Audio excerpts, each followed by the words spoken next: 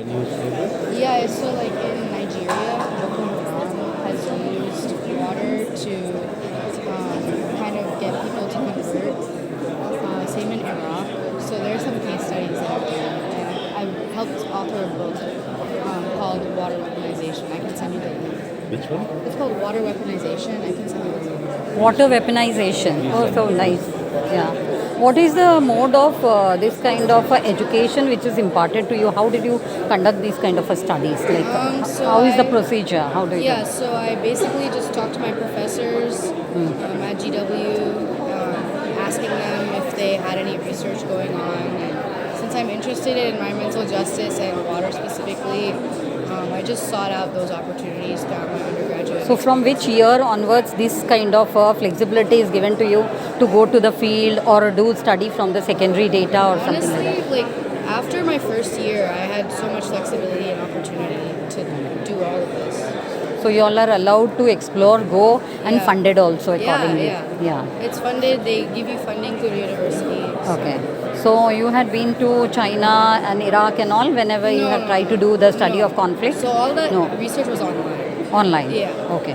So you could interact with the faculty, students there, Yeah, or yeah. how was it? Interact with people who are on the ground there. Okay.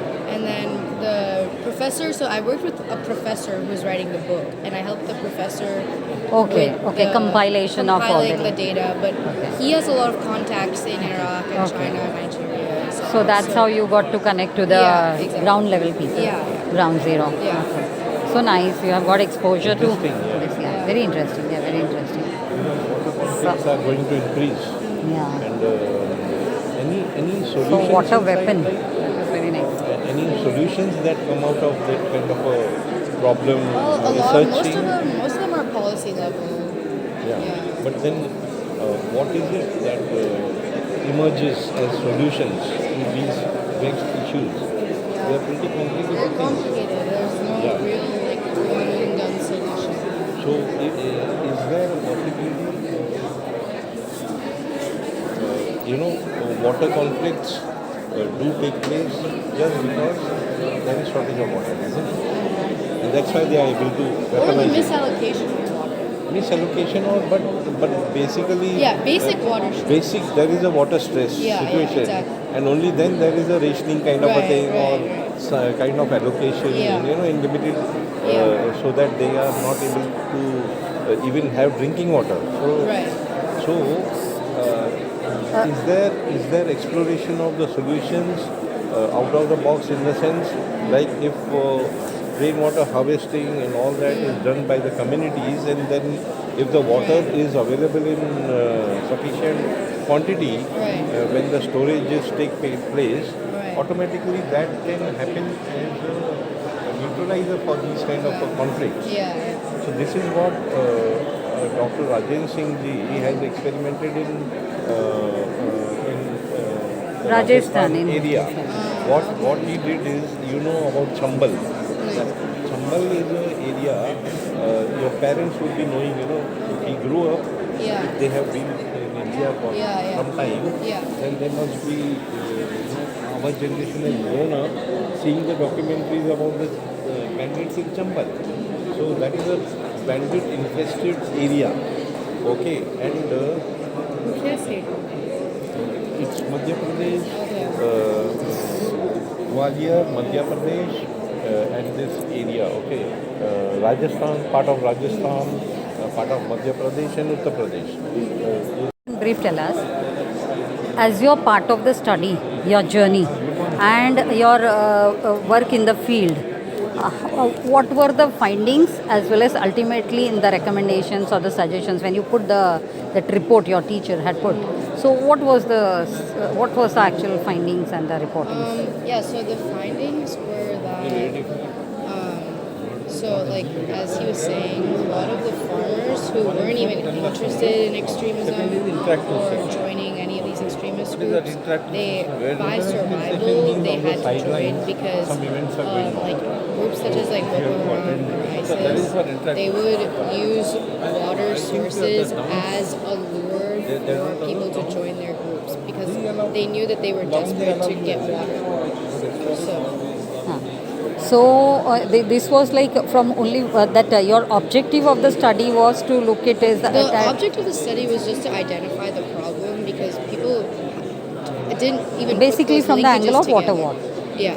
Okay. So that was the object of the study. The recommendations were mostly policy level, but the purpose of the book was not to find necessarily like strong solutions to the problem. Rather, it was to Identify the problem. situations. Yeah, exactly. Current status sort Yeah, of. because like before that, people, I don't think anyone has ever really put together the connections Yes. between water weaponization with extremist groups and like climate change and drought. So that was the like overarching objective of the study. So basically, in the case study, you took one or two countries, or how did We you do took that? Nigeria, Iraq, and I'm not remembering the other one. But Nigeria and Iraq were the main two Main. case studies. But you mentioned about China, so that's why I was thinking. Yeah, that. so China was a different, that was a different thing altogether.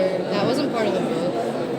But my professor, he was just researching, the water conflict between, I think it was the Mekong River in China and how, conflict upstream and downstream was happening. But that wasn't related to the water weaponization. So every time you all are doing the study, that you are producing some sort of publication material, also like a book writing out of it. That's Yeah. it's a project based learning, Right. right? Yeah. Every time you have done the education, it's a project based learning. Right. So how do you feel that that is giving much of the edge over than the classroom teaching learning? Because you're actually able to apply what you've learned into action. I think that's what incentivizes people to do things at the end of the day. So after doing these particular studies and all, it's only the degree which comes, or even the experience certificate or Yeah, the something of that sort. experience is honestly more than the degree. Yeah. For So, me. but that is in the formal manner. They give some document. So, I'm acknowledged in the book. Like, my name is Yeah, in the book. yes, So, yes. there's that. And then... So name in the book means it's as a co-editor, or how is it put it? It's not as a co-author, but in, the acknowledgements. Okay. my In name the is there. acknowledgement Yeah. they mention Yeah. your whatever the And service then you had also provided for. I've, from the book, I've helped the professor write some news articles about the book. And so with that, I'm a co-author. Okay, so articles and all also. Yeah. In what all form that such publications are done, and how do you feel that percolates to the general public and all, and how is the response to make the about book that? more accessible, we've converted it into several articles for different quasi-academic magazines. So So you all are encouraged to do publications and Yeah, articles. yeah. So nice. At a very from the first year level only, these all begins, or how is it? This happened after my second year. Second. Yeah. I think the first year I didn't really even know what I wanted to do. Okay.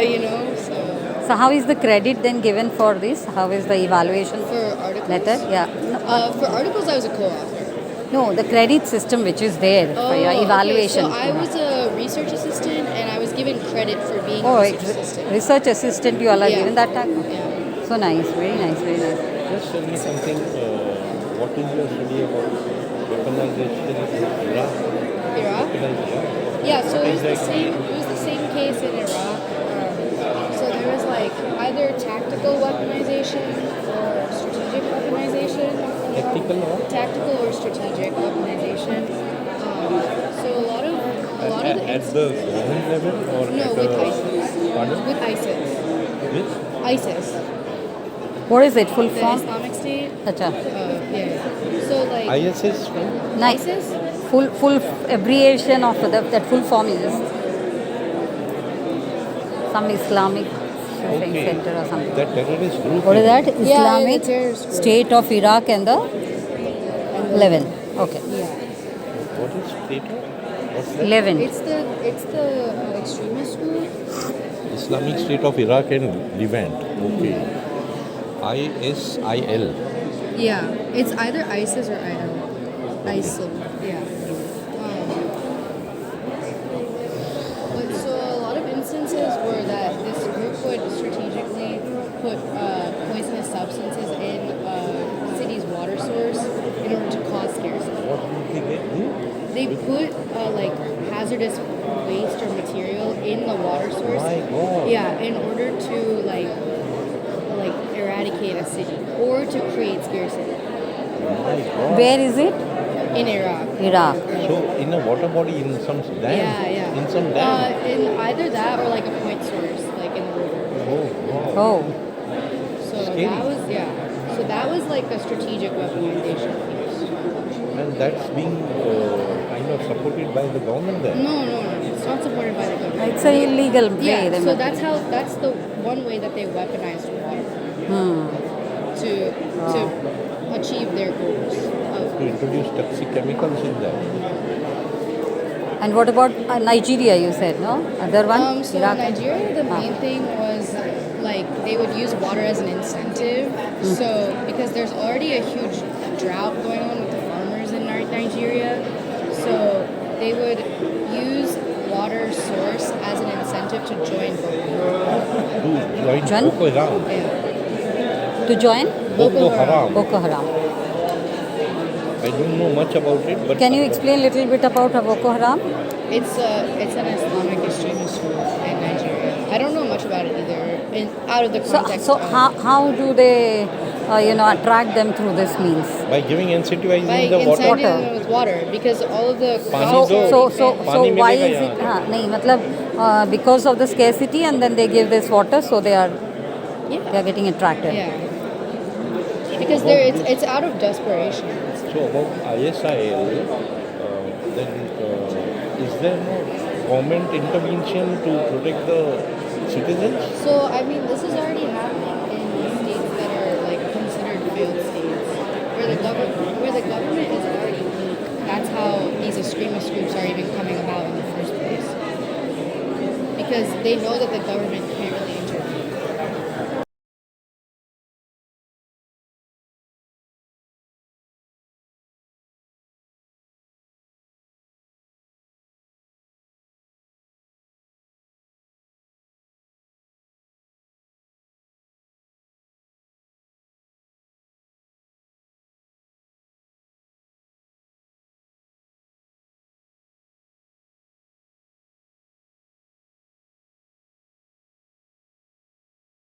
Because they are not thinking about that.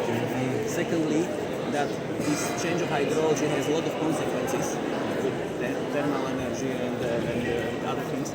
And third, that I think it is on the fourth page, that it's very important to monitor it because public institutions don't monitor this situation. And so all these things are in front of us. The stakeholders, landowners, land users, those are partners, but they have these micro catchments. And this monitoring in processing of implementation. Yes. And to obtain feedback about this, some best practices and when we make mistakes and what is this good solution and so on. It is a lot of possibility to start things not like this, just about this research and is strongly oriented for metaphysical approach. And it's looking and talking about its past time. Yeah. We need to for future. Very important.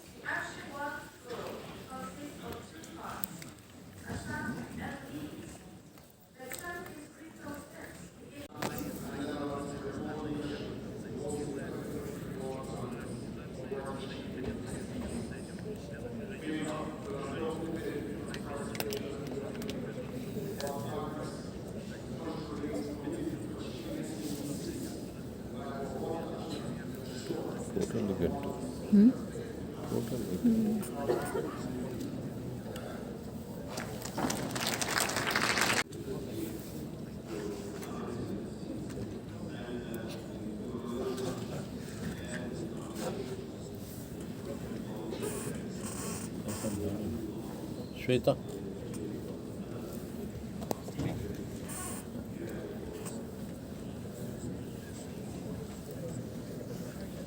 Ashutosh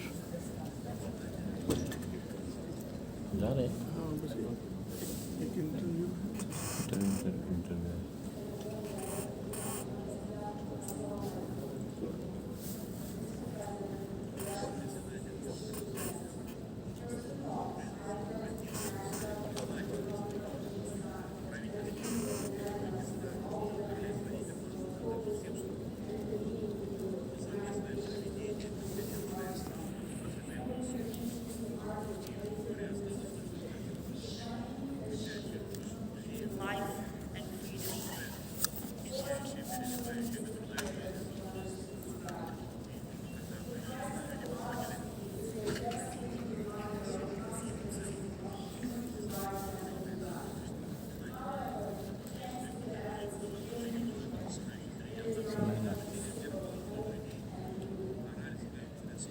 meeting room में progress.